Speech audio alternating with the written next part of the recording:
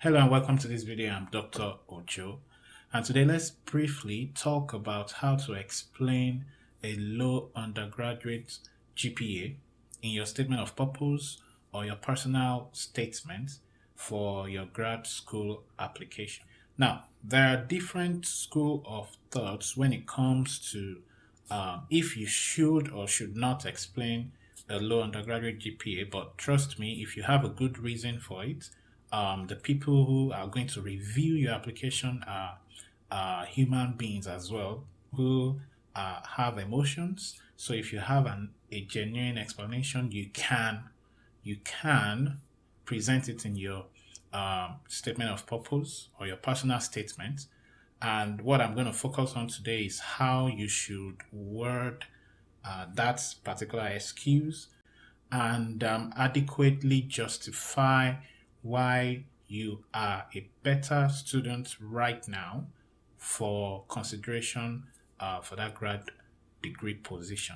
But before I continue, you should know that this video will be like a supplement to the series of videos that I have presented on this channel on the statement of purpose, writing an effective statement of purpose. I will link the videos on the screen right now. If you've not seen them, please do that.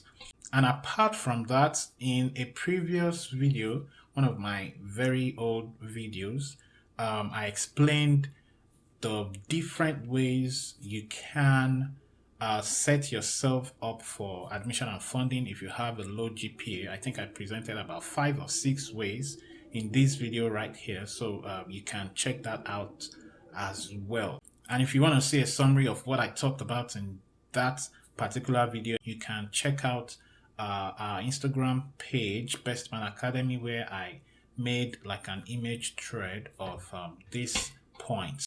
And I think it's on our Facebook page as well, so you can check that out.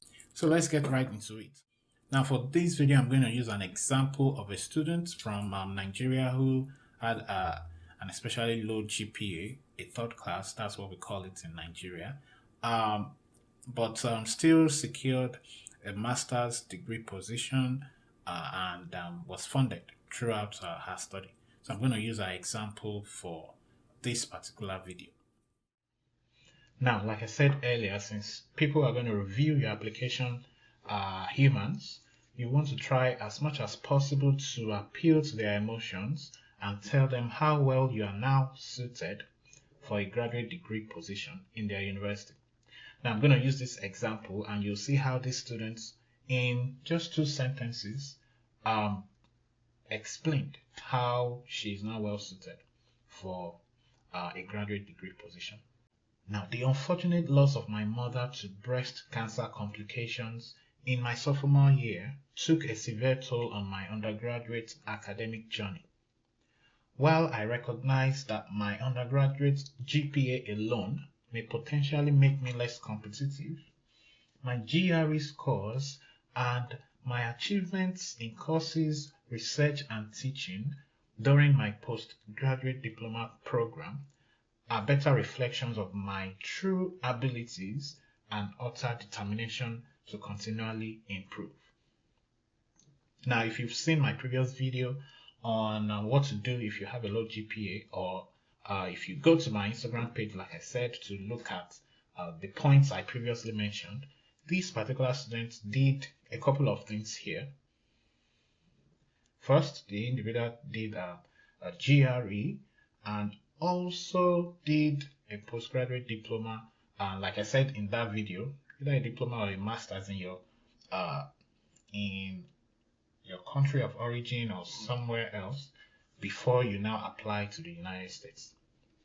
Now this, I mentioned a couple of other things that you can potentially do in that video. So here you can see in 2 sentences, the first sentence explained what happened during his second year in the university, right? Now, you should do this. This is a good reason why, this is a reasonable reason why you might feel maybe down at that time and you couldn't concentrate, and that led to, a decline in your GPA. That's understandable. and we should be able to see this clear pattern on your transcript.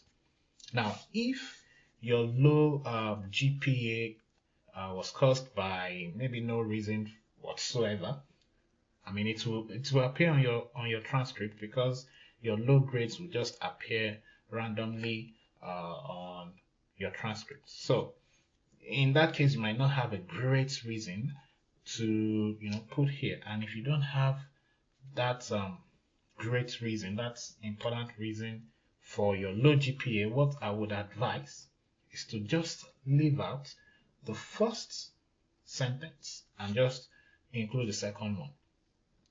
If you want to. And in some cases, some people just don't do that. But if you don't try to explain your low GPA, what will likely happen is, if they have a lot more students who are well qualified than you, they will probably not think about going forward with your application, because you didn't justify why you had this low GPA. So if you have a reason for that, include it. If you don't bother including that reason. Just go to why you are now a better fit for this graduate position, using something related to the second sentence that I put here. Now you may ask, where should I put this on my statement of purpose or my personal statement? Now, in the video that is displaying on the screen right now, I'm going to link a video series on the statement of purpose. Please see that video. And if you are going to use this format or any other format whatsoever, this will be included somewhere around the section or the paragraph where you are talking about your undergraduate experience and your achievements and the challenges that you have. So this will fit right into that section. But please, if you have a low GPA, try as much as possible to at least tell them. If you're not going to give a reason why you have a low GPA, at least tell them why you are now a good fit for admission and whatever funding that is available. Now, I didn't make these videos for you to plagiarize. I'm just making this to serve as a guide for people who might be in this condition and still strive for a graduate degree position. So please don't plagiarize.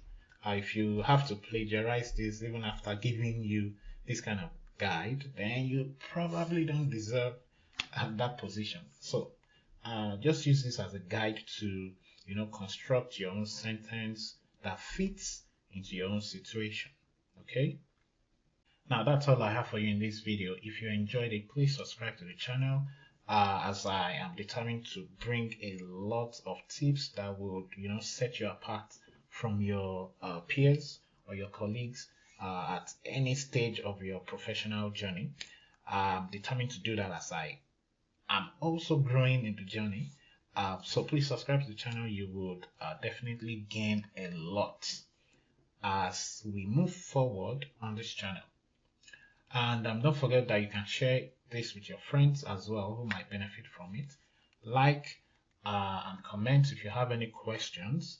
And don't forget that our Facebook and Instagram pages need a follow as well. So please, if you are able, please follow those pages as well, as I also post a lot of spontaneous tips. That's all I have for you. I'll see you in the next video.